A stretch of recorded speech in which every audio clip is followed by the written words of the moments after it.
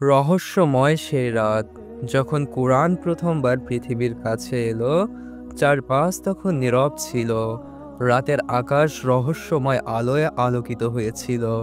সময় ছিল রমাদান মাসের এক বিশেষ রাত, লাইলাতুল কদর। এই রাতে এমন এক ঘটনা ঘটতে চলেছে যা চিরকাল মানবজাতির ইতিহাস বদলে দেবে। দূর আসমানের এক গোপন স্থানে রয়েছে লাওহে মাহফুজ, একটি মহা সংরক্ষিত ফলক, যেখানে আদি থেকে অন্ত পর্যন্ত সমস্ত কিছু লিপিবদ্ধ রয়েছে। সেখানে মহা আদেশের অপেক্ষায় ছিল এক বিশেষ বার্তা, আল কোরআন। এটি শুধুই একটি গ্রন্থ নয়, বরং সৃষ্টির শুরু থেকেই সংরক্ষিত এক মহাজাগতিক জ্ঞান, যা মানুষের জন্য পথ নির্দেশ হিসেবে পাঠানো হয়েছে।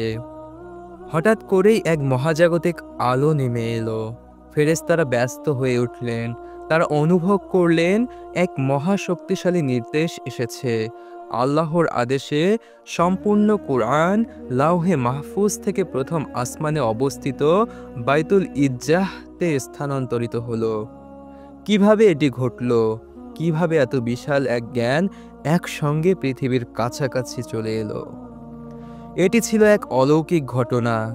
এক মুহূর্তেই এক বিশ্ব থেকে আরেক বিশ্বে স্থানান্তর। মানুষের জন্য সময় অনেক বড় ব্যাপার, কিন্তু আল্লাহর জন্য এটি ছিল মাত্র এক মুহূর্তের কাজ। এই রাতেই জান্নাতের দরজাগুলো খুলে দেওয়া হলো, শয়তানদের বন্দী করা হলো, আর ফেরেশতারা মাটির দিকে নামতে শুরু করলেন। তারা জানতেন পৃথিবীতে কিছু ঘটতে চলেছে। কিন্তু পবিত্র কোরআন কেন একসঙ্গে নাজিল হলো?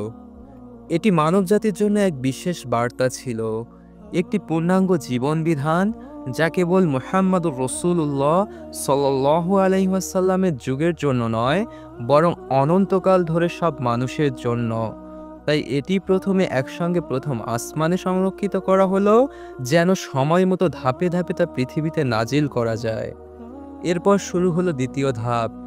23 বছর ধরে ধাপে ধাপে মুহাম্মদুর রাসূলুল্লাহ সাল্লাল্লাহু আলাইহি ওয়াসাল্লামের হৃদয়ে কুরআন নাজিল হতে লাগলো, মানবজাতির জন্য চূড়ান্ত পথ নির্দেশ হিসেবে। রহস্যের দরজা খোলা রইল, কিন্তু এখনো প্রশ্ন থেকে যায়, কেন এই নির্দিষ্ট রাতেই এটি ঘটল?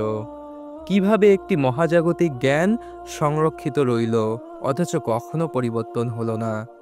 কুরআনের প্রতিটি শব্দ কিভাবে হাজার বছরের ইতিহাস ও ভবিষ্যৎকে ধারণ করে? এই রহস্যময় ঘটনাগুলোই প্রমাণ করে যে কুরআন কোনো সাধারণ গ্রন্থ নয়, বরং এটি এমন এক আসমানি বার্তা যার প্রতিটি অক্ষরে লুকিয়ে আছে এক বিস্ময়কর রহস্য।